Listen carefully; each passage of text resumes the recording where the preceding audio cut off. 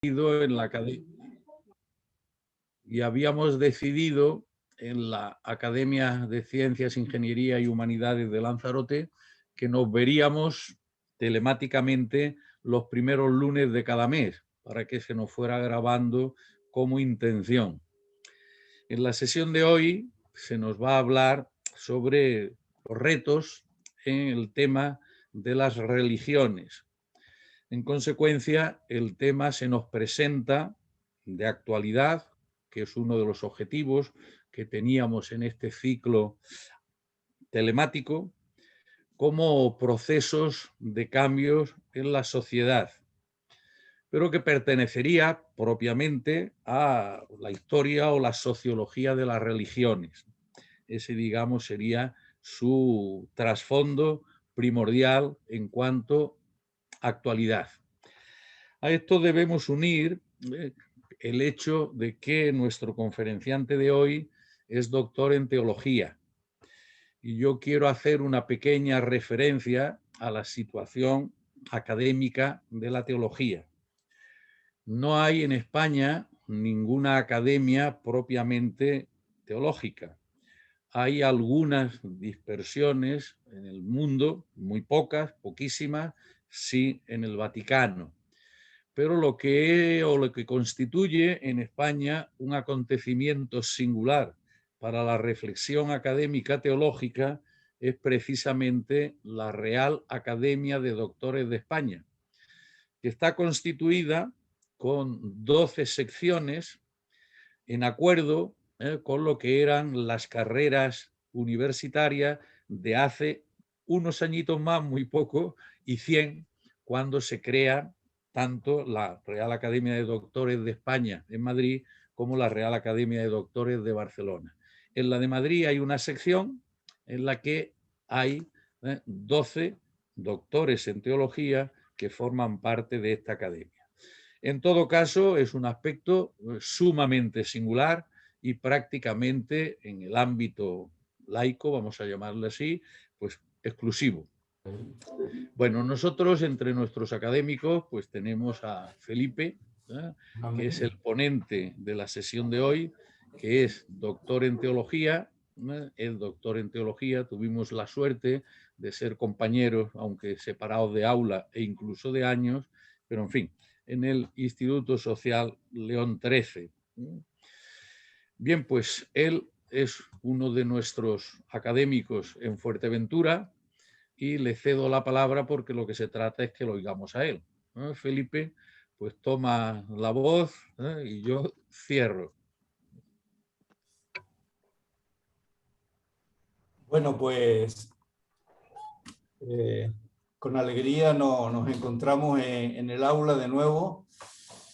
Y yo antes que nada quería decir que es importante, me parece a mí, agradezco mucho que estos temas, diríamos, más humanistas, como ocurre con la teología, puedan ser tratados en la academia y concretamente en el aula, ¿no? Estoy intentando de compartir la pantalla.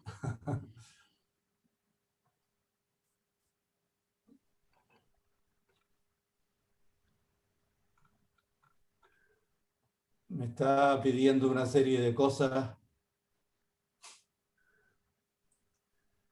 Le has dado a compartir pantalla, ¿no? Sí, pero me está pidiendo cosas.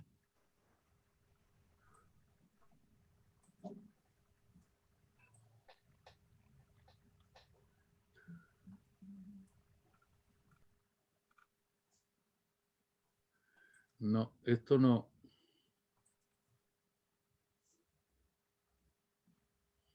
Ahora parece que va a salir, ¿eh? Sí, sí. ¿Sale ahora? Sí, ya ahora lo tienes perfecto. Muy bien.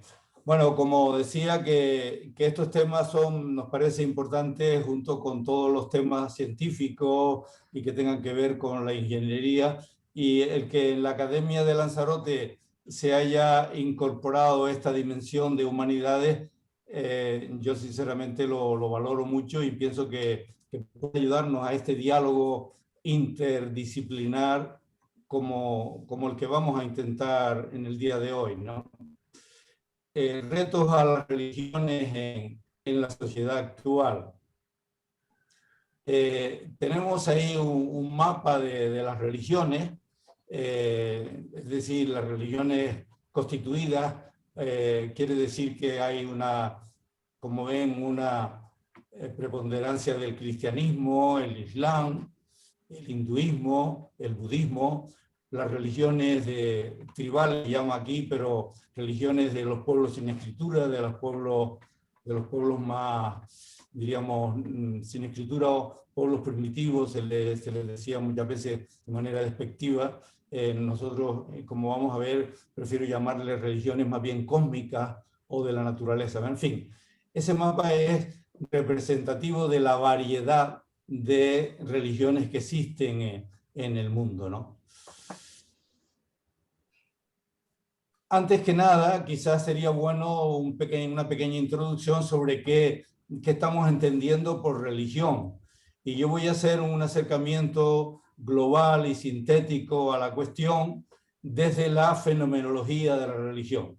Es decir, podríamos abordarlo desde la sociología de la religión o desde la psicología o desde la historia, pero la fenomenología, siguiendo sobre todo al maestro español Juan de Dios Martín Velasco, nos ayuda a entender la religión como un fenómeno especial, específico, humano, que conviene conocer un poquito para entender de qué estamos hablando, ¿no?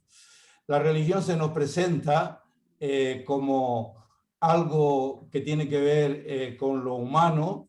En el mundo de la persona hay un momento que se tropieza, sea por un accidente, sea por una muerte, sea por una experiencia especial de iluminación, con lo que se llama el ámbito de lo sagrado. Hay una especie de ruptura de nivel que nos introduce en un ámbito nuevo que está dominado por lo que los estudiosos llaman el misterio. O sea, es una realidad superior, misteriosa, por eso ahí el nombre. Unos le llaman Dios, otros le llaman Alá, otros le pueden llamar Buda o le pueden llamar Brahma. Recibe infinidad de nombres, pero con el nombre del misterio nos está hablando de alguien o de algo que se manifiesta, se revela, se hace presente a la persona y la persona responde, ¿no? En ese intercambio aparece la religión. Y ese intercambio tiene lugar a través de unas mediaciones que un estudioso de la historia de religiones especialista, Mircea Eliade, llama hierofanías, es decir, manifestaciones de lo sagrado. Por tanto, diríamos que los tres elementos fundamentales son la persona, el misterio y las mediaciones. El misterio se presenta como una presencia trascendente, o también se puede hablar de trascendencia activa, y sobre todo Rudolf Otto, otro de los estudiosos del hecho religioso, le llaman, con esa expresión latina, mysterium tremens et fascinans, dando lugar a dos como características en que se suele manifestar ese misterio. Por un lado, algo que asusta, algo que es tremendo, ¿no? Que sobrecoge, que puede llenar de terror, ¿no? Ante la manifestación de eso sagrado. Y por otra parte, algo que atrae, o sea, es algo fascinante, algo que tiene, que deja al sujeto, que lo conmueve, ¿no? De forma que se da una respuesta por parte del ser humano, por parte de la persona, lo que se llama la actitud religiosa, que por una parte consiste en un reconocimiento de esa realidad que se manifiesta, una especie de adoración o una mezcla de acogimiento de esa manifestación, y por otro lado, el sujeto ve que en ese acoger esa realidad que se le manifiesta, está en juego de una u otra manera su felicidad, su bienestar, su sentido, su trascendencia, su más allá, incluso pensando en más allá de la muerte, ¿no?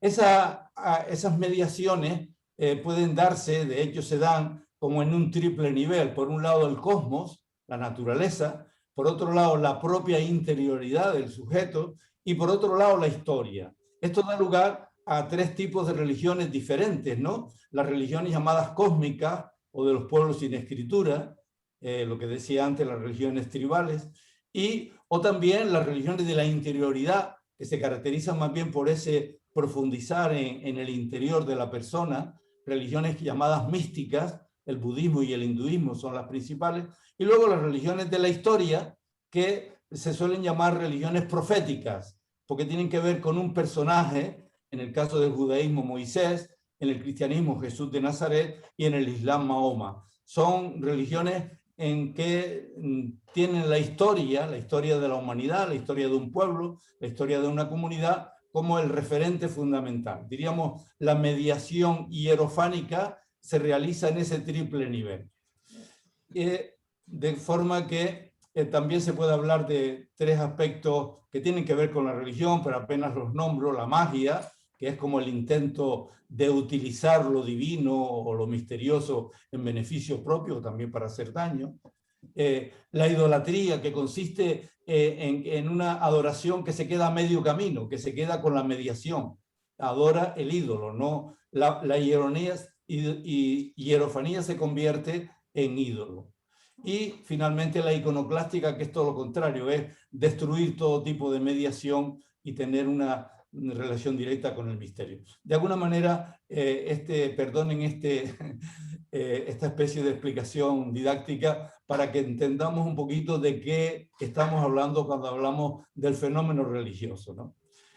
Lo que está claro, y es casi lo fundamental, que hay una presencia impresionante, grande, del misterio, que es lo que llena todo. Llamémosle como le llamemos, es lo fundamental de la religión, esa relación con el misterio.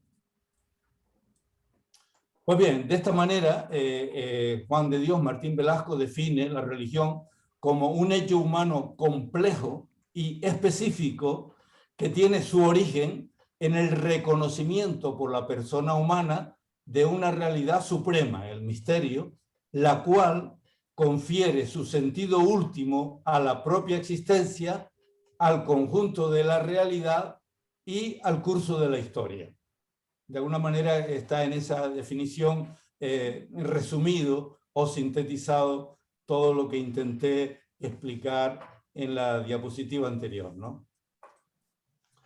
El mundo de la ciencia está en contacto de manera impresionante y sorprendente con el universo y con este misterio de la realidad, ¿no? Como decía Albert Einstein, el hombre que no tiene los ojos abiertos al misterio pasará por la vida sin ver nada. Fuera cual fuera su concepción de la religión, que se ha escrito mucho sobre eso y sobre qué idea o qué experiencia tenía Einstein de la religión, pero está claro que esto es muy bonito lo que dice acerca del misterio, ¿no? Y un teólogo como Leonardo Boff, teólogo brasileño, dice: hoy día cada vez más científicos, sabios y teólogos y místicos se encuentran con el asombro y la veneración ante el misterio y el universo. También es bueno tener en cuenta, antes de empezar a hablar de los retos, que la religión ha estado siempre bajo la sospecha durante la modernidad. Es decir, la sospecha de ser algo inventado por el ser humano, algo que le hace daño, que le degrada, que le aliena, ¿no? Eso los maestros de la sospecha, sobre todo después de Comte, Feuerbach, Marx y Freud, fueron tres maestros de la sospecha que proyectaron sobre la religión en la modernidad esta sombra o esta duda, esta sospecha sobre algo dañino, algo inhumano, algo que no es bueno para el ser humano. Nietzsche llegó a decir incluso que era lo peor que podía ocurrirle a la humanidad es la religión, ¿no? Dios ha muerto y nosotros lo hemos matado y por eso surge el superhombre, según Nietzsche, ¿no? Bien, dos limitaciones metodológicas antes de empezar. Al afrontar los retos que se plantean a las religiones, la primera es la dificultad para hablar de ello cuando uno está dentro de una tradición religiosa concreta, como es mi caso. Es decir, cómo hablar de los retos que se nos plantean desde fuera de las religiones cuando uno está dentro de una de ellas, en concreto, cristiana, ¿no? Y la segunda es también la dificultad para expresarse en este asunto cuando uno tiene un conocimiento escaso de las otras tradiciones. En la Academia Lanzarote.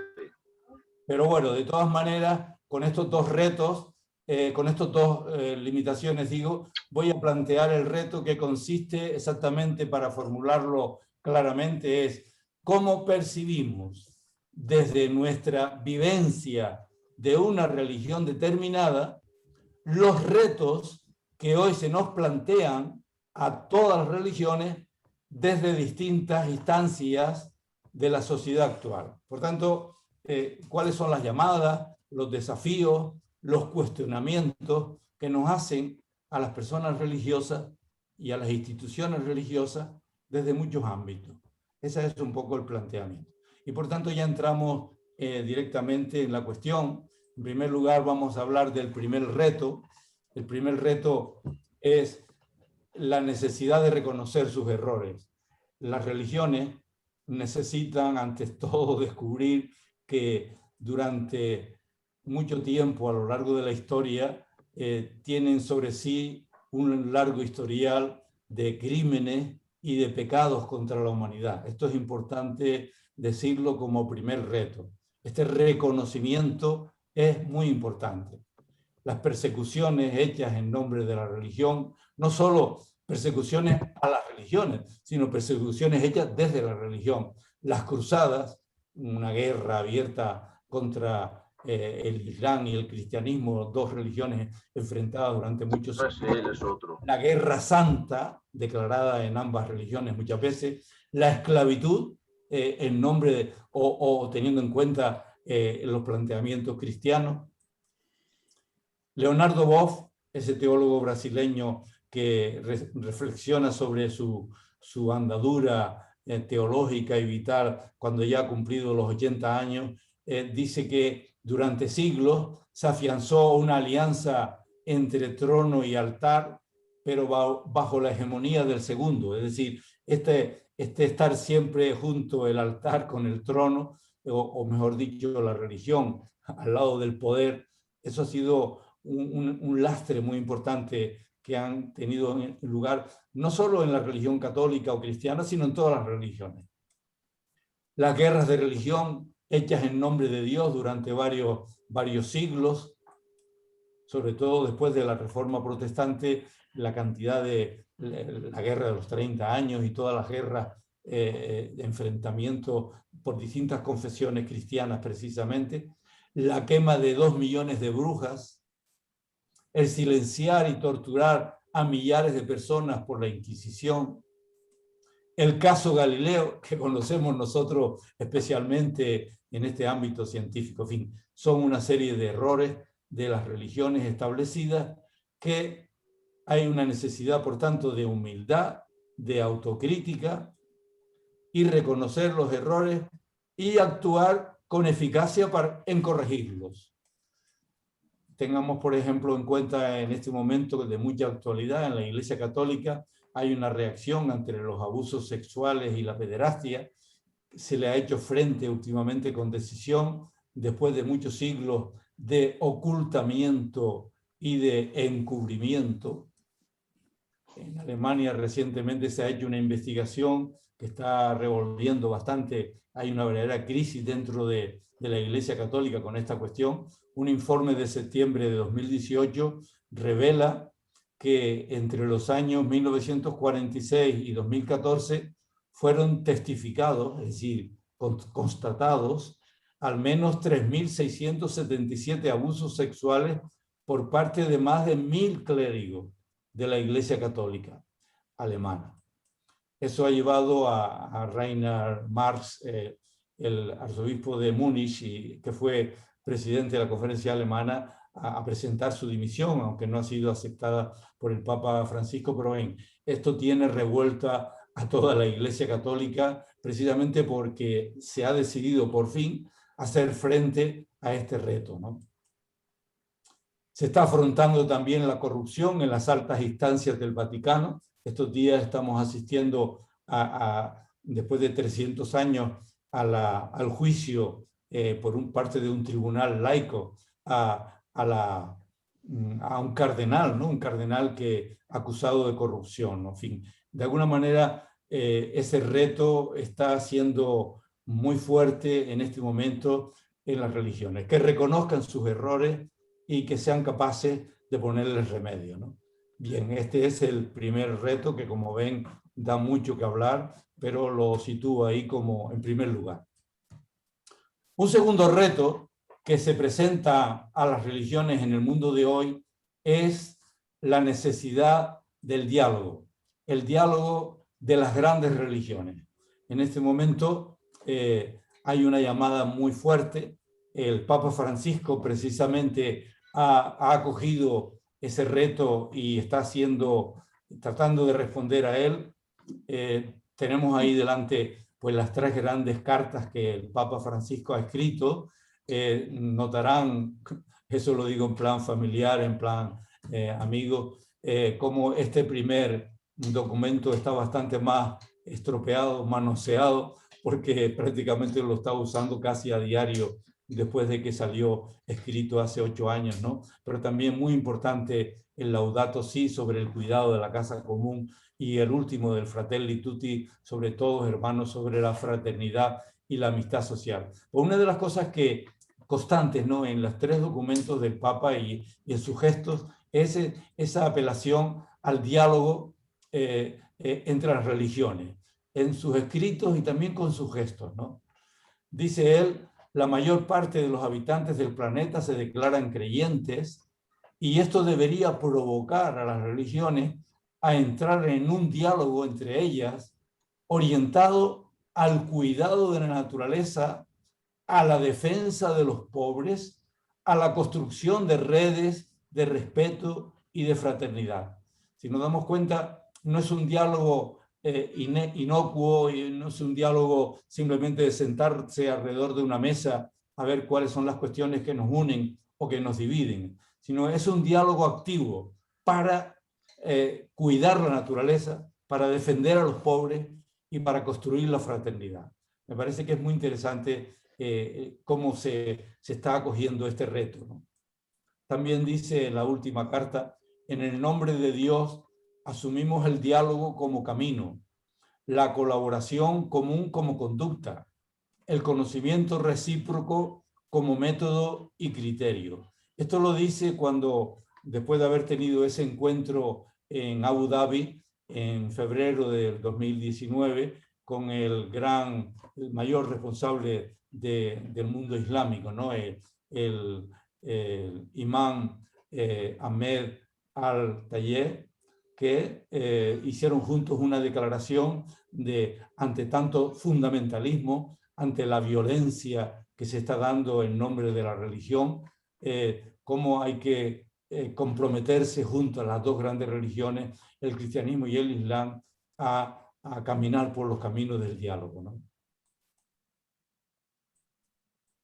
El tercer reto, y vamos sintetizando porque queremos llegar hasta 6, dejarse interpelar por el nuevo paradigma, la nueva cosmovisión emergente. En este me voy a entretener un poco más porque lo considero de interés.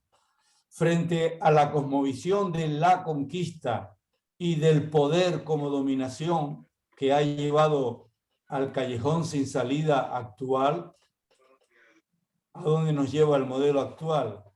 Ha habido una dinámica de conquista simbolizada de manera icónica en Alejandro Magno en el mundo antiguo, o Hernán Cortés en la época moderna, ¿no?, en la Amerindia, ¿no?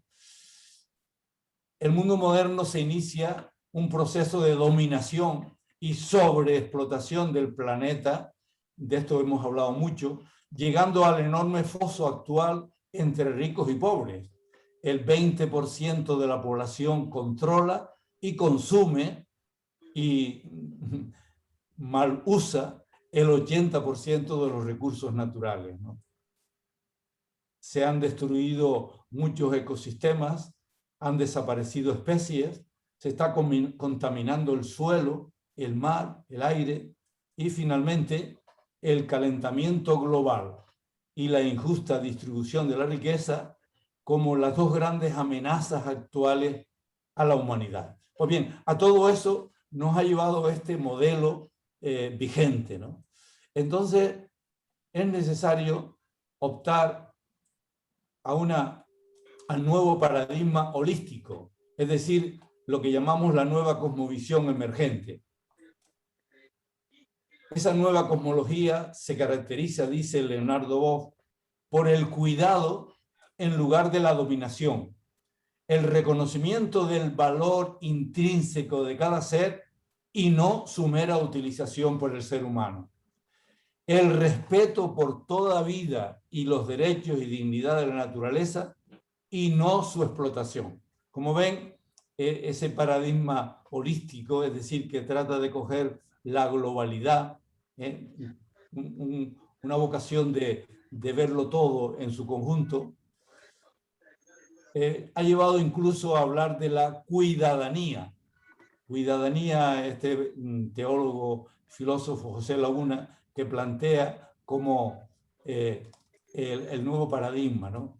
La cuidadanía supone un giro copernicano en la configuración de un nuevo modelo civilizatorio. La vulnerabilidad y los cuidados definen los fundamentos antropológicos y sociopolíticos, respectivamente, de la cuidadanía. Fíjense que vulnerabilidad y cuidados son dos cuestiones que de alguna manera se contraponen a ese modelo de ser humano, el hombre, el sujeto autosuficiente y potente, en fin, el del Nietzsche, el superhombre, ¿no? Ese modelo debe ser sustituido por este otro de el ser humano como un ser vulnerable, un ser frágil, y los cuidados como el estilo o la forma de funcionar la sociedad. Curiosamente, este momento actual de la pandemia nos está subrayando esa doble dimensión. Por un lado, esa fragilidad del ser humano. Cuando creíamos que todo estaba seguro, que todo estaba como orientado de una manera eficaz, parece que un virus nos está haciendo ver la gran fragilidad de la civilización, ¿no? Y la necesidad de los cuidados, de que nos cuidemos unos de otros, que cuidemos la naturaleza, que cuidemos el futuro. Por tanto, el nuevo paradigma nos invita a superar lo de ciudadanos y ciudadanas y buscar cuidadanos y cuidadanas, ¿no? Es un concepto que se está introduciendo mucho hoy y que está siendo cada vez más aceptado en los distintos ámbitos de reflexión, ¿no? También las religiones han de estar abiertas a este nuevo paradigma con el que confluyen las ciencias del cosmos en la actualidad. Me permito traer aquí este libro de Francisco, ¿no? de nuestro querido presidente, que en estos días he leído y he releído, porque creo que nos ayuda mucho a entender todo esto de lo que estamos hablando. Este mundo del que habla, este universo como el todo único, uno, finito, dotado de estructura, intrínsecamente dinámico, en expansión acelerada y con un origen singular en el tiempo. Esto está cogido literalmente de la síntesis apretada que él realiza en su magnífico estudio, ¿no? Pues bien, de alguna manera, dicho de una manera más sencilla, somos parte de este universo, constitutivamente somos polvo de estrellas, ¿no? Bueno, pues este paradigma holístico es el que nos está invitando a reflexionar las cosas de otra manera, ¿no? Pues bien, ¿qué dicen las religiones? ¿O cómo se sitúan las religiones ante el desafío de este nuevo paradigma? Ese podríamos decir, yo lo califico así como el tercer reto del cual hablamos, y que me he permitido extenderme un poquito más por la importancia que le doy a este nuevo planteamiento, ¿no?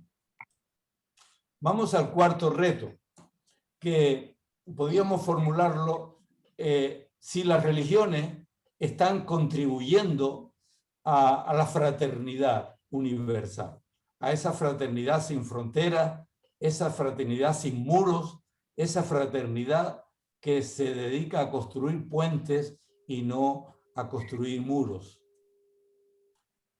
Los ideales de la Revolución Francesa, liberté, égalité, fraternité, que de alguna manera se secularizaron al salir de la iglesia, ¿no? por esa antítesis permanente que fue planteando las iglesias cristianas frente a la modernidad y la proclamación de la libertad, la igualdad y la fraternidad por parte de la Revolución Francesa. Esos tres ideales de alguna manera no han sido tan fáciles de conseguir, como dice este teólogo español que también es ingeniero, Luis González Carvajal Santa Bárbara, tiene una frase que me gusta: sin fraternidad hemos visto lo que ocurre. Los países comunistas pusieron el acento en la igualdad y perdieron la libertad. Los países capitalistas hemos puesto el acento en la libertad y hemos sacrificado la igualdad. Solo cuando existe fraternidad entre un grupo de personas es posible vivir libremente la igualdad. Más que un juego de palabras, me parece que aquí hay como un gran reto que se está lanzando a las religiones. Es decir, si las religiones son actualmente capaces de aportar ese plus de fraternidad que no ha podido conjugarse en esos dos valores de la igualdad y la libertad. Si la fraternidad la aportaran las religiones, podía funcionarse de otra manera a nivel de humanidad. Ese es el gran reto. Que las religiones descubran el tesoro de sabiduría y de oferta de sentido que tienen en el seno de su propia tradición religiosa como fundamento para construir la fraternidad. Gustavo Gutiérrez, uno de los padres de la teología de la liberación, el teólogo peruano, dice que es como beber en su propio pozo, pozo con Z, ¿no? Las religiones están llamadas a beber en su propia tradición y descubrir los fundamentos de la fraternidad humana. Con respecto al budismo y al hinduismo, precisamente el Dalai Lama es muy sensible a este planteamiento, ¿no? En sus comparecencias públicas con frecuencia repite esta idea, ¿no? El cariño paternal, el contacto físico, la ternura amorosa hacia todos los seres vivos, la responsabilidad social y la atención especial a los menos privilegiados. Todos estos conceptos son tan simples de entender, dice él. Entonces, ¿por qué su práctica parece costarnos tanto? Él lo está predicando por doquier, este mensaje de llamada a la fraternidad sencilla, ¿no? Y humilde, ¿no? En cuanto al Islam, todo dependerá, dice este teólogo Luis González Carvajal, de la actitud del Islam ante la modernidad que acabe prevaleciendo. El fenómeno de la ilustración, como sabemos, no tuvo ninguna influencia sobre el Islam, como lo tuvo con el cristianismo y con el judaísmo, ¿no? Es ahora cuando la comunidad islámica, debido a la inmigración musulmana hacia Europa y a la globalización cultural que también ha llegado a todos los países musulmanes, se está viendo desafiada el Islam por la modernidad. Y mientras unos musulmanes han iniciado el diálogo fecundo con ella, con la modernidad, otros han reaccionado con posturas fundamentalistas y luchan por todos los medios, incluidos los violentos, para reimplantar con toda su pureza las formas del Islam medieval. Este es el drama o el problema que me parece a mí que tiene planteado el Islam en los momentos y es un reto también para esta religión. En referencia al catolicismo tenemos ahí un pensador franco-brasileño, Michel Levy, que que habla de que el catolicismo tiene mucho que aportar. Dice, los fundamentos del ecosocialismo que él propugna son profanos y no tienen identidad religiosa, pero muchas culturas revolucionarias pueden llevar al ecosocialismo. Puede el marxismo, el anarquismo, la ecología crítica, el indigenismo y, por supuesto, también el cristianismo de liberación. Él habla del cristianismo de liberación que se da sobre todo en América Latina y en África como referencia a esta contribución del catolicismo a la fraternidad.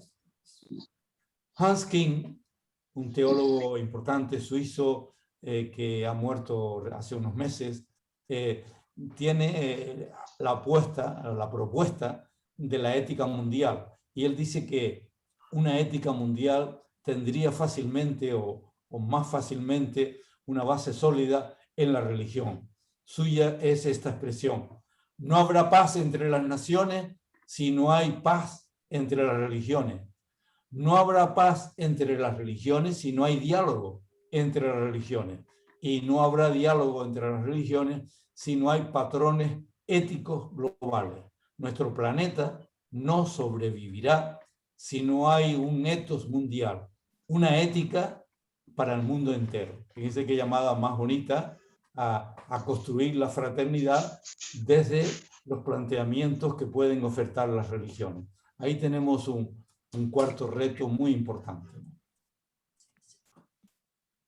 Escuchar el clamor de los pobres es la única salida para lograr la fraternidad universal. Este es, dentro todavía de este cuarto reto, es una llamada que hacen marxistas como Adam Schaff, marxista polaco, François Autard y Leonardo Boff. François Autard es un teólogo recientemente fallecido también, Leonardo Boff, Gustavo Gutiérrez, uno de los padres de la teología de la liberación, Michel Levy, el ya citado marxista franco-brasileño, y los teólogos Ignacio Yacuría, asesinado poco después de Monseñor Romero, y John Sobrino. A muchos de ellos hemos tenido la suerte de tenerlos aquí entre nosotros en Canarias recientemente, y ellos nos vienen a decir que hay que escuchar el clamor de los pobres porque es la única salida para lograr esa fraternidad universal. Adam Schaff, por ejemplo, tiene un libro precioso de hace pocos años, El humanismo ecuménico, donde él dice: el 85% de la humanidad no va a resignarse a vivir perpetuamente en condiciones inhumanas. Solo existe una solución: una nueva distribución a nivel internacional de la riqueza mundial. Pensemos, por ejemplo, la importancia que está teniendo en este momento el tema de la vacunación para hacer frente a la pandemia, ¿no? Pues bien, la vacunación está en este momento acaparada o casi exclusivamente por los países ricos. Si la vacuna no llega a todo el mundo, no habrá salvación para la humanidad. De alguna manera lo está diciendo Adam Schaff, y esto se le está diciendo también a las religiones, que contribuyan de manera decisiva a este planteamiento. El quinto reto: unas religiones abiertas al ecofeminismo, es decir, la mujer en las religiones, o que tienen que ver las religiones con la liberación de la mujer. Es decir, superar el patriarcado presente en las grandes religiones. Esta es una deuda pendiente que tienen las principales religiones con la liberación de la mujer. Tengamos en cuenta que lo femenino está presente en algunas religiones. Por ejemplo, estaba presente en las religiones cósmicas de la antigüedad y está todavía en los pueblos sin escritura, en los pueblos que hoy llamaríamos menos civilizados, tienen una presencia muy importante de lo femenino, ¿no?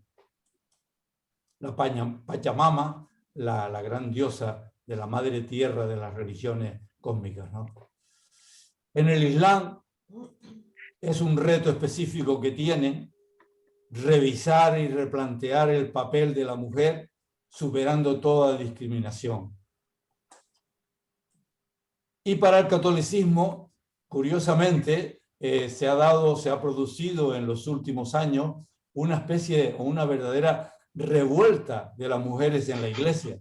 Tenemos aquí a una teóloga española, Pepa Torres Pérez, tiene un libro precioso, La teología en las periferias, donde se subtitula De amor político y cuidados en tiempos de incertidumbre. Vean el paradigma ese de los cuidados. Pues bien, esta Pepa Torres integra el grupo de muchas mujeres que han protagonizado esta revuelta de las mujeres en la Iglesia y en la Iglesia católica, porque han hecho un manifiesto que se publicó en 8 de marzo de este año pasado, donde dice: alzamos la voz y nos manifestamos porque vivimos una profunda discriminación en la Iglesia y ha llegado el momento de decir basta ya. Ni podemos ni queremos callarnos. Estamos cansadas de las incoherencias y el autoritarismo que percibimos a diario. Está hablando mujeres en la Iglesia Católica. Que la Iglesia vuelva a ser una comunidad de iguales, como quiso Jesús, y que la igualdad se haga costumbre. Ahí tenemos, por ejemplo, es un pequeño signo, pero en la Catedral de Santa Ana de Las Palmas de Gran Canaria, este año, 2021, esa manifestación de mujeres, esta revuelta de mujeres, diciendo que ya es hora de que a las mujeres se les haga justicia dentro de la Iglesia.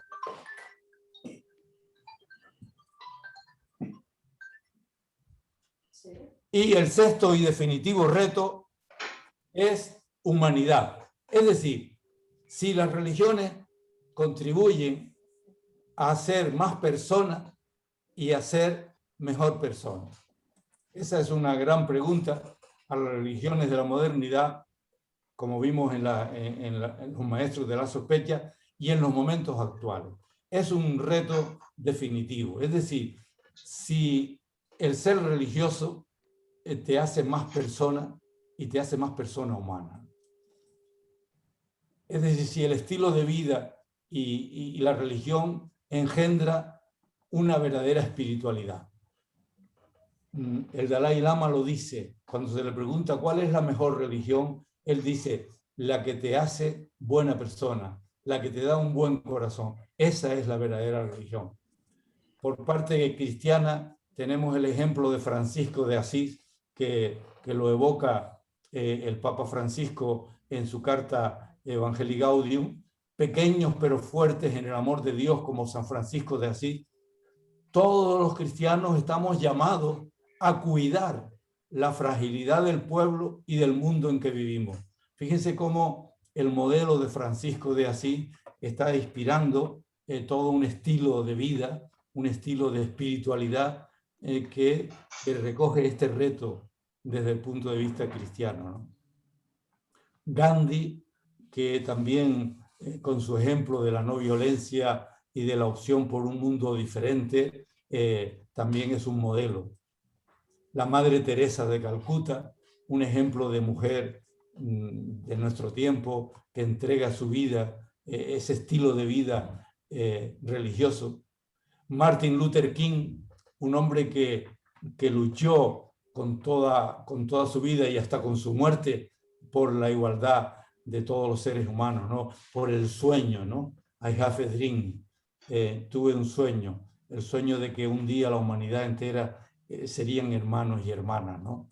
O Teresa de Ávila, por hablar de algo más relacionado con nuestro entorno español, ¿no? La gran mujer, la fémina inquieta y andariega que revolucionó su tiempo, ¿no? Bien, pues, la pregunta es, ¿la religión es capaz de producir este tipo de personas humanas buenas, generosas, entregadas, capaces de transformar el mundo, transformándose a sí mismas, ¿no? Nosotros los cristianos, y de ahí viene el aspecto confesional que voy a enfocar hoy, yo creo, dice Pagola, que con otros muchos pensadores, que Jesús es lo mejor que ha dado la humanidad. Jesús de Nazaret, pensamos nosotros los cristianos, los creyentes, que es cumbre de la experiencia religiosa. Tuvo un atrevimiento insólito, ¿no?, de llamar a Dios Padre, ¿no?, papá, a ese misterio insondable, el mysterium tremens et fascinans de Rudolf Otto. Él le trataba con una familiaridad asombrosa, ¿no?, el Abba, una palabra aramea, ¿no? Entusiasmo para las personas que le siguen, porque les libera del mal, les hace sentirse hermanos de un padre, madre que lo sustenta y lo cuida todo, ¿no? Jesús es un escándalo para la institución religiosa judía. El cosmos entero y la vida cotidiana se vuelven para Jesús una parábola y una metáfora del mundo nuevo que proclama. La fraternidad de los seres humanos que él expresa en el Padre Nuestro es una consecuencia lógica de esta forma, de esta experiencia religiosa. Y la proclamación universal de la fraternidad. Tuve hambre y me diste de comer. Estuve enfermo y tú me visitaste. Estuve en la cárcel y me fuiste a ver. Una serie de identificaciones que yo creo que aquí estamos en una cumbre, ¿no?, de humanidad, ¿no? Mateo 25. Y también la crítica radical que hace de una religión que ignora al otro, ¿no?, que ignora a la otra persona, la parábola del samaritano, cuando curiosamente cuando se le plantea la cuestión sobre Dios, él pone el ejemplo de aquel que fue maltratado y malherido al borde del camino, y pasaron un sacerdote y un levita, dos representantes de la religión institucional, y pasaron de largo, y sin embargo pasó un ateo, diríamos, o un agnóstico, o más bien un herético, ¿no?, el samaritano, y le cuidó y le curó, y le dijo Jesús finalmente, pues eso es lo que hay que hacer, ¿eh? Es decir, una religión no dirigida solo a atender el misterio, sino que ayuda al ser humano. Tal vez, y podríamos hacer como una conclusión general de los 6 retos, podemos decir que hoy no abunda la sospecha de la modernidad ante la religión, sino que la crítica se dirige más bien a la práctica de las religiones institucionalizadas, que no son coherentes con lo que predican en sus credos y convicciones, en un mundo donde predomina la indiferencia ante lo religioso. Por tanto, la mayor parte de los retos, me parece a mí, se refieren no tanto al hecho de la religión como tal, sino a la práctica, tal como están haciendo las religiones institucionalizadas en el momento actual. Por tanto, ya termino con este repaso, diríamos, a los 6 retos, que sean capaces de reconocer y rectificar los errores, que dialoguen para entenderse y trabajar juntas las religiones, que se dejen interpelar por el paradigma emergente de la ciudadanía, de la cuidadanía, que construyan juntas la fraternidad escuchando el clamor de la tierra y el clamor de los pobres a un tiempo, que acojan la lucha de las mujeres por la igualdad y finalmente que hagan buenas personas, seres humanos que pasen por el mundo haciendo el bien, cuidándose unos a otros y cuidando la casa común. Son 6 retos que me parece a mí que dan suficiente materia para un posible diálogo que tengamos en la academia, para seguir un poco dialogando y profundizando sobre todo ello. Termino una referencia rápida a la Carta de la Tierra, un documento de la UNESCO del año 2000. Estamos en un momento crítico de la historia de la Tierra, en el cual la humanidad debe elegir su futuro. Debemos unirnos para crear una sociedad global, sostenible, fundada en el respeto hacia la naturaleza, los derechos humanos universales, la justicia económica y una cultura de paz. En torno a este fin, es imperativo que nosotros, los pueblos de la tierra, declaremos nuestra responsabilidad unos hacia otros, hacia la gran comunidad de la vida y hacia las generaciones futuras. Es lo que el Papa Francisco llama una ecología integral, que se dedique a combatir la pobreza, a trabajar por la fraternidad universal, a cuidar la naturaleza. Son tres dimensiones de este estilo de ecología integral que deberían promover las religiones, que deberían situarse en el mundo actual, no con el modelo de imponer, como muchas veces ha hecho la religión con la ciencia y con la sociedad en general en siglos anteriores.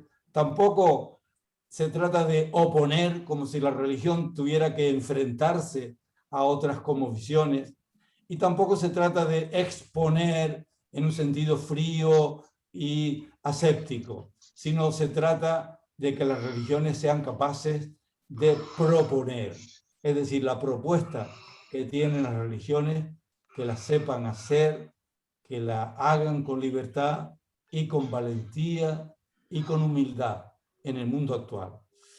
Nosotros tuvimos un encuentro recientemente en el convento de Betancuria, que fue el primer centro de evangelización que hubo en Canarias, allá hace 600 años, en 1414 se fundó el monasterio. Pues en ese monasterio tuvimos recientemente un encuentro bajo el lema de Unidos y Unidas por la Tierra. Ahí nos encontramos católicos, evangélicos, mormones, musulmanes, ecologistas, agnósticos, ateos. Fue un encuentro realmente interesante donde descubrimos que la religión tiene una propuesta muy interesante que hacer y que la debemos hacer, nos guste o no nos guste, es algo muy importante para contribuir al momento actual de la humanidad.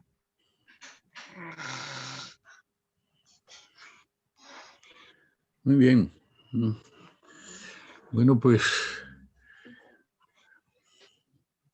la primera palabra que yo quisiera decir es el felicitarnos a los presentes por haber podido disfrutar de esta construcción tan completa, tan extraordinaria, ¿no?, que nos ha ofrecido Felipe. Tras el felicitarnos, pues felicitarlo a él, darle la enhorabuena. Ciertamente, Felipe, has hecho un trabajo extraordinario, ¿no?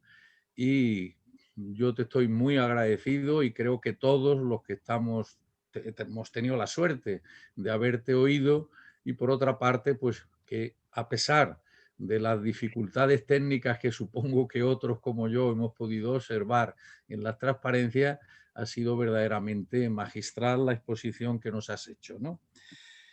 Y por otra parte, si ya ha sido extraordinaria la exposición, pues creo que la organización para facilitar el diálogo o el debate ha sido verdaderamente extraordinario. Solo que, claro, ha sido un panorama tan extenso y tan intenso que podríamos ir punto a punto y estar aquí un día, 2 días, un mes, un año, pero en fin, sin más manifestaciones de reconocimiento y de gratitud por el trabajo que ha realizado, pues abrimos turno de preguntas o de discusión, levantáis la mano y yo os digo pues adelante y Felipe contestará, ¿eh? A ver quién abre el fuego.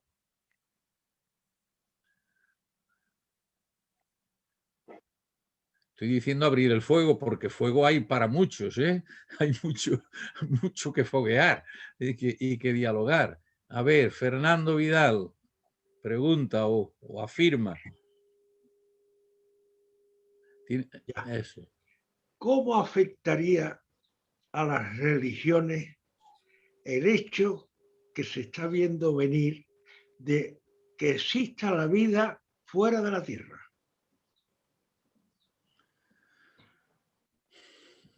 Venga, ahí tienes un reto, Felipe. Y bueno, me parece muy interesante esa pregunta, Fernando. Y la verdad que yo ahora mismo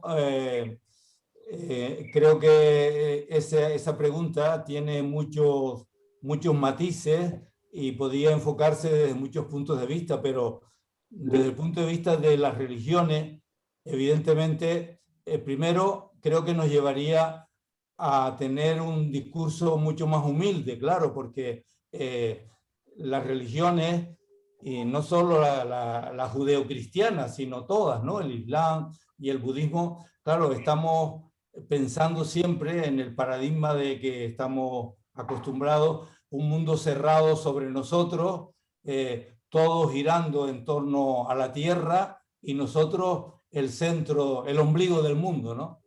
Y claro, esa visión de la posibilidad de que haya otros mundos habitados, con otras historias, con otros seres inteligentes, que parece, y eso yo no me atrevo a decir nada porque no, vamos, no tengo ni idea, no, eso se me escapa totalmente, es algo puramente científico que no tengo yo capacidad para entrar en ello, pero que es muy probable o muy posible que eso ocurra, porque claro, en tantos millones de galaxias que existen, que eso me asombra, ¿no? Cuando veo que la cantidad de millones de galaxias y de estrellas y de mundos que puede haber por ahí, es muy posible que haya, que haya esta realidad. ¿Qué supone? Supone un cambio en el sentido muy drástico, pero no quiere decir que el discurso de las religiones se tenga que ver, diríamos, invalidado, porque, por ejemplo, un Teilhard de Chardin o grandes pensadores creyentes están abiertos, siempre han estado abiertos a esa posibilidad, lo que quiere decir que tendría que quitársenos de delante esa tela de araña y descubrir que el mundo es mucho más amplio de lo pequeñito que lo habíamos pensado, incluso en concepciones religiosas. Pero vamos, la verdad que tu pregunta yo creo que nos llevaría muy largo. No sé si alguno de los contertulios tiene algo que comentar, pero es un tema muy, muy largo. Pero desde el punto de vista de las religiones, la primera impresión que yo tengo que a tu pregunta es que tendríamos que ser mucho más humildes. La teología tendría que achatarse un poquito y ponerse en su sitio, porque no se escapa totalmente. No se puede decir, eso no es posible, que sí es posible, pero como el caso de Galileo, que Francisco ha estudiado muy bien, ¿no? Más cosas. A ver.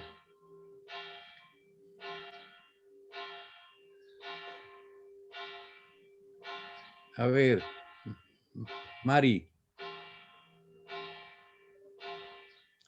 Tienes que darle al micro. Tienes que abrir abajo a la izquierda. Abajo a la izquierda activa el micro. Cicla el dispositivo audio que pone.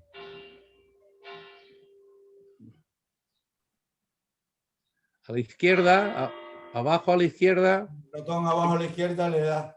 Hay que tocar antes, claro. No. Bueno, mientras tanto, a ver.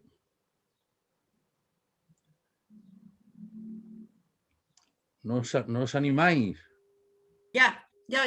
Venga. Pues ya, no, es que ya le he dado. Habla. No, yo solo digo para los creyentes en un Dios omnipotente. Si Dios ha creado este mundo, lo habrá creado como le da la gana. Y si ha querido crear otros seres vivientes, más guapos, más feos, más grandes, más chicos, más inteligentes o menos que los nuestros, que nosotros, ¿por qué no lo va a hacer? Si puede, ¿quiénes somos nosotros para decir que no? Digo yo. Nada más. Venga, más voces. Sí, me parece que esa respuesta es muy sencilla, pero muy verdadera, claro. Es así, es sencillo.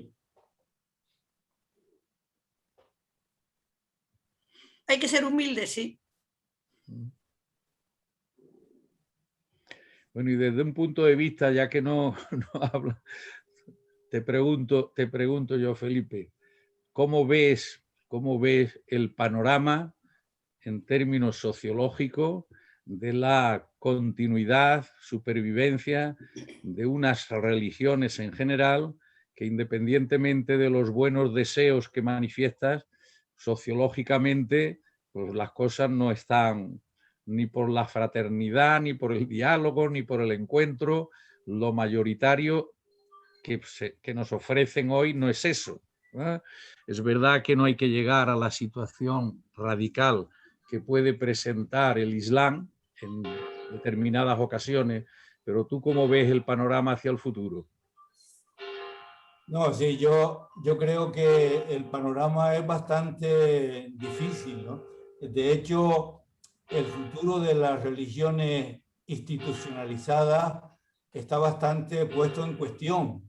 Pensando, por ejemplo, en la Iglesia Católica, todo lo que está ocurriendo en este momento, cómo la gente ha abandonado masivamente la práctica religiosa. Antes, cuando yo puse el mapa inicial de las religiones, me faltó decir que son, diríamos, originariamente religiosos cristianos o islámicos o hinduistas, pero claro, después en la práctica no podemos decir, por ejemplo, que decimos España es cristiana o es católica.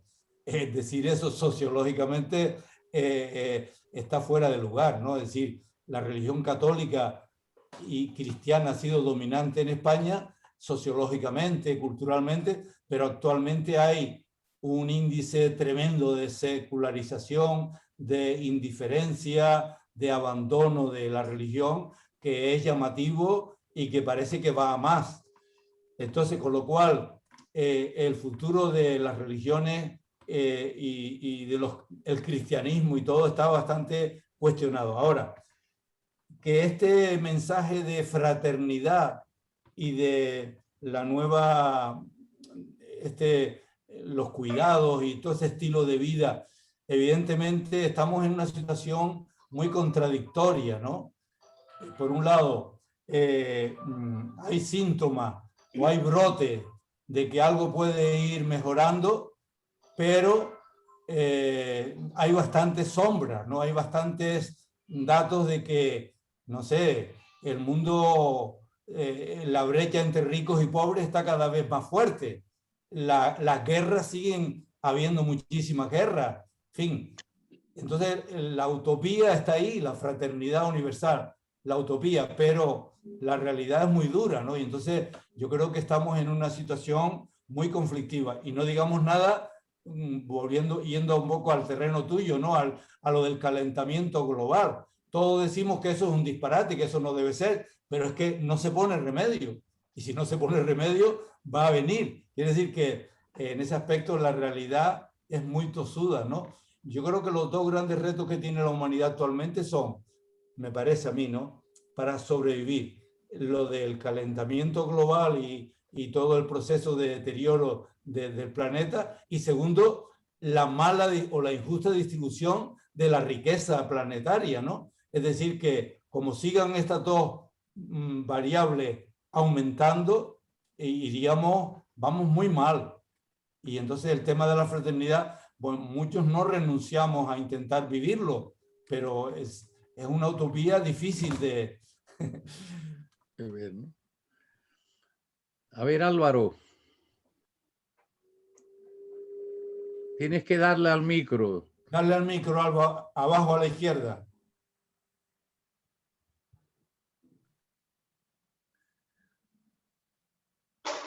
Tienes que teclar.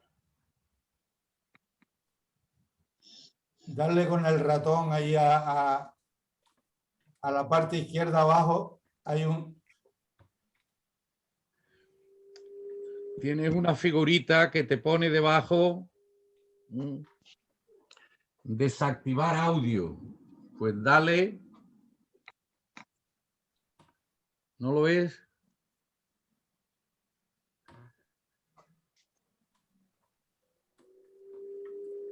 Que es que tiene que pulsar primero para que se vean todos los signos. No, la pantalla es muy claro, no sé. parte inferior izquierda, Álvaro, parte inferior izquierda, ticla sobre la figurita. ¿No? Con el ratón. Con el ratón le da con el activar ratón. audio. No. Tiene que tocar primero para que se vean las figuritas. Si Sí. no, no se ven. Tienes que meter la flecha del ratón dentro de la pantalla que nos reúne. En la parte baja de la pantalla, poner el ratón para abajo. Bueno, mientras lo localizas, a ver, Felipe, otra cuestión intrínseca, digamos, al cristianismo. Mientras estamos hablando, se está hablando, se incide en el encuentro, en el diálogo, asistimos sociológicamente a un proceso que tú indirectamente nos lo has puesto de manifiesto, y es como los distintos grupos, o como queramos llamarle, confesiones protestantes o evangélicas, pues están haciendo una impresionante tarea desde su punto de vista, pero en un territorio previamente ya cristiano. Esto lo que hace es, con generalidad, es difundir o crear, queramos o no queramos, sociológicamente tensiones internas dentro de lo que convendría que fuera un único grupo o una única religión. Y entonces, por si fuera poco, no es que globalmente todos los grupos evangélicos, donde hace 30 años había quizás una iglesia, pues hoy nos encontremos por lo menos multiplicada por multiplicada por 10 en toda la América Latina o en la propia España, ¿no? Esto, sin ninguna duda, resulta extraño, cuando lo que tendrían es que ponerse más o menos de acuerdo para ir a territorios de misión conjunta, ¿no? ¿Cómo ves el fenómeno en términos sociológicos? Claro. Entonces yo creo que ese es uno de los grandes problemas que tiene el cristianismo, aunque no es el principal, pero uno de los grandes problemas que tiene es esa desunión, y que se acentúa, como dices muchas veces. Y no sé, yo me quedo con la llamada que hace el Papa Francisco constantemente a ese ecumenismo, ¿no? Pero no, la solución no estaría tanto en un ecumenismo de salón, diríamos, de oficina o de teólogo, sino es un ecumenismo de la acción. Yo, por ejemplo, aquí tengo la experiencia concretamente en nuestra relación de algunos grupos cristianos católicos con la Misión Cristiana Moderna, que es una iglesia evangélica de carácter pentecostal que está presente muy fuertemente en Fuerteventura, y hemos colaborado y seguimos colaborando con ellos de una manera fuerte, por ejemplo, porque en el tema de las personas sin techo, de las personas sin hogar, de las personas más desfavorecidas, de los migrantes que llegan a las islas, pues ellos se han volcado. Y entonces el ecumenismo, yo lo entiendo, es juntos trabajar por resolver esos problemas, no sentarnos a ver qué es lo que nos une y qué es lo que nos divide. Y entonces ese ecumenismo de la acción es realmente el gran desafío que estamos teniendo. Y claro, una vez que nos ponemos a trabajar juntos por resolver esos graves problemas que tiene la humanidad, concretamente en Canarias y en Fuerteventura, la atención a los migrantes, ¿no? Entonces, estamos juntos, nos damos cuenta que somos hermanos y hermanas, haciendo lo que Jesús quiso que hiciéramos, que es atender al forastero y al migrante. Por tanto, más allá de que tengamos diferencias en determinados dogmas o doctrinas, lo que nos une, lo que nos puede unir, es la opción por el ser humano, no por la humanidad. En ese aspecto, pero es dramático que algunos, incluso dentro de la propia Iglesia Católica, se dedican a pelear que si las misas en latín o las misas no en latín, todo ese tipo de... son problemáticas totalmente secundarias. Lo importante es si como representantes de una religión estamos arrimando el hombro en la problemática que tiene la humanidad, ¿no? Sí, pero vamos, como decías antes, una cosa es lo que a uno le gustaría y en lo que uno está empeñado, y después otro es lo que la realidad tosuda pues hace, ¿no? Que lamentamos que eso siga ocurriendo, ¿no? Muy bien. Álvaro, no resuelven, ¿no? No puede. ¿Hay alguna otra cuestión? Sí, sí, me gustaría. Venga, Manuel. Profesor, como declaración de intenciones, su conferencia me ha parecido fantástica. Pero esto que usted nos ha contado hoy, que usted nos ha hablado, yo, que ya tengo una edad, lo vengo oyendo desde los años del Vaticano II. Pero siempre que las bases, la iglesia de base se mueve para poner en práctica estos principios de los que usted nos ha hablado, desde la autoritas de los representantes oficiales del misterio, viene el parón. Entonces, creo que en estos momentos estamos muy lejos todavía, porque todavía los representantes oficiales tienen la sartén por el mango. Y cada vez que la base intenta caminar por eso, y ahí tenemos el movimiento de los curas obreros allá en los años 60, desapareció del mapa, la teología de la liberación desapareció del mapa, y así otros muchos intentos que se han hecho desde las bases. Entonces, la Iglesia, la autoritas oficial, ¿en qué posición está? A ver, Manuel, muy interesante la aportación, pero yo efectivamente, intentando responder o acoger un poco el reto que plantea, digo que hay, diríamos, se dan las dos cosas. En este momento ocurre que en Roma, el representante máximo de la autoridad, de la autoridad en la Iglesia Católica, está apoyando o recuperando muchos de los planteamientos que en su momento hizo hace 50 años el Vaticano II y que durante más de 30 años estuvo silenciado, encubierto, reprimido en esa línea que tú dices, ¿no? Es decir, ahora mismo el Papa Francisco viene de una cristiandad marginal, diríamos periférica, que es América, donde da la casualidad que ahora está situada la mayor parte de la Iglesia católica, ya no está en Europa, sino está en América Latina, y ha venido desde allí. Es la primera vez que ha llegado un papa que no es europeo, que no es mediterráneo, o sea, que no está envuelto en ese mundo europeo, y lo que está planteando justo va en la línea que dices tú, es decir, todas estas ideales que eran, los planteó en su momento el Concilio Vaticano II, hay que recuperarlo y hay que apoyarlo. Las comunidades, por ejemplo, lo que se planteaba hace a lo mejor 15 o 20 años desde arriba, desde Roma, ahora es diferente, se está planteando de otra manera diferente.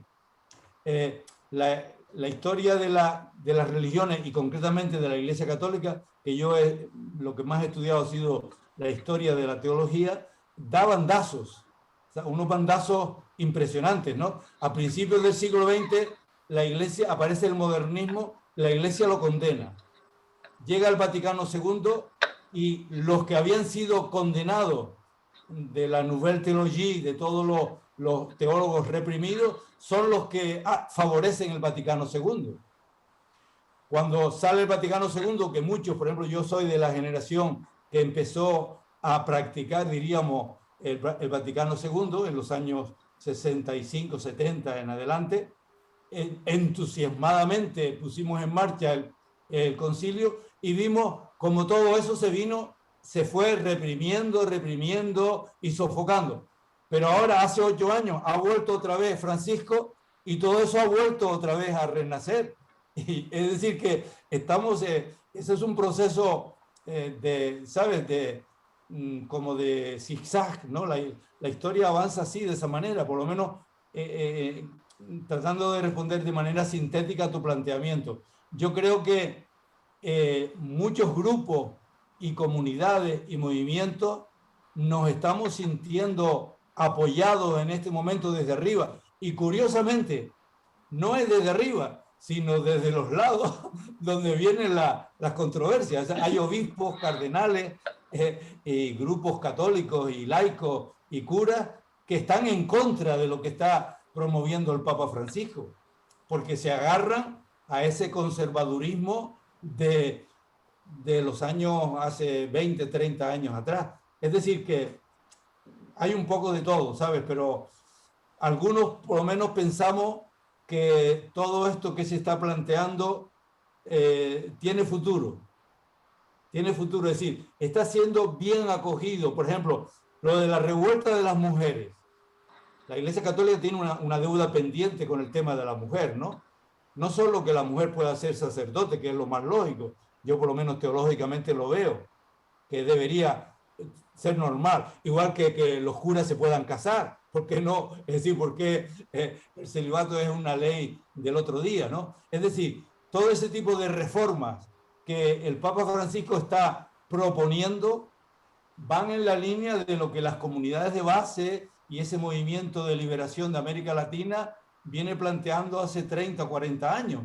Lo que pasa es que hasta ahora apenas podía levantar cabeza. Muy bien, pues parece que Álvaro no resuelve el tema del micro.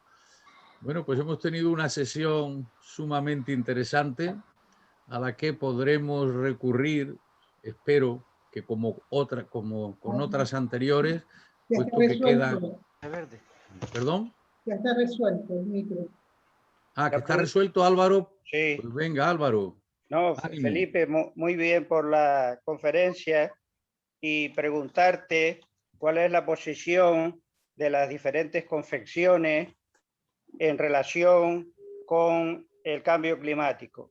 Si todos creen que Dios proveerá o que hay que unirse también con la autoridad moral de estas iglesias ante un reto de tal magnitud, ¿no? Porque los 200 estados, cada uno por su lado, yo creo que lo van a tener difícil también para resolver la cuestión. ¿Cuál es la posición de cada iglesia con respecto a este tema?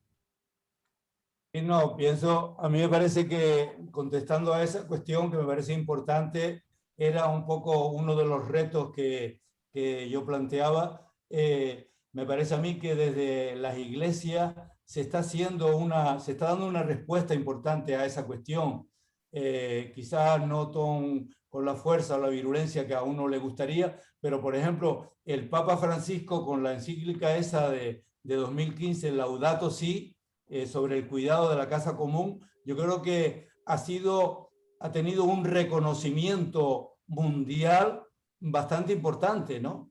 Y la Carta de la Tierra, esa carta el documento de la UNESCO a la que yo hice alusión antes, está hecha también en una colaboración estrecha de algunos elementos religiosos. Por ejemplo, Leonardo Boff fue un teólogo que contribuyó, que fue uno de los redactores de la Carta de la Tierra, ¿no? Y Leonardo Boff, dice que la Carta de la Tierra y la Laudato Si del Papa Francisco son verdaderamente dos documentos que sitúan a las religiones justo en esa línea del tipo de ecología integral y de lucha contra el cambio climático y yendo incluso al fondo de las cuestiones. Y eso lo reconoce, por ejemplo, marxistas de la talla de Michel Levy, ese franco-brasileño que yo cité, que es uno de los marxistas, podríamos decir, heterodoxos, ¿no? Humanistas de la actualidad y de prestigio internacional muy grande, y reconoce y dice que ese planteamiento del Papa Francisco pues va en esa línea.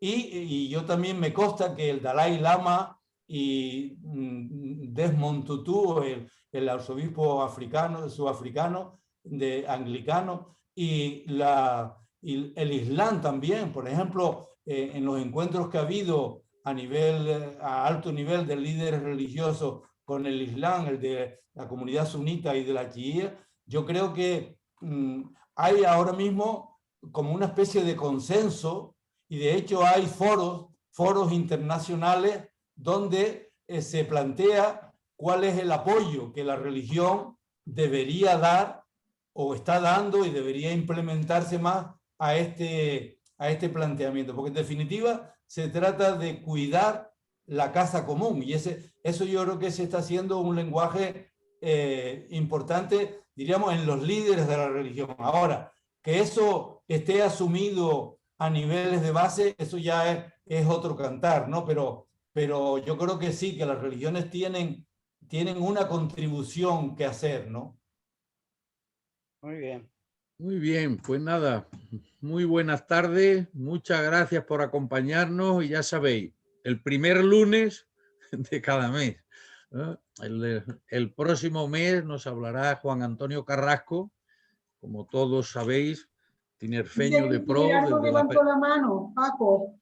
¿Qué? Que Gerardo levantó la mano. Gerardo. Solamente disculparme porque tuve que atender una avenida en el aeropuerto que se retrasó. Asistí al debate final y espero en la grabación pues, poder oír a Felipe. Muy bien, pues nada, os estaba diciendo que Juan Antonio Carrasco, teniente general del ejército, tinerfeño, pues nos hablará desde otra perspectiva el primer lunes del próximo mes. Buenas tardes, muchas gracias y hasta el próximo. Hasta luego, hasta otro día. Hasta luego. Feliz agosto. Feliz agosto. Y que nos Igualmente. deje la pandemia un poquito más tranquilos, ¿no? Sí, vamos a ver si es verdad. A ver.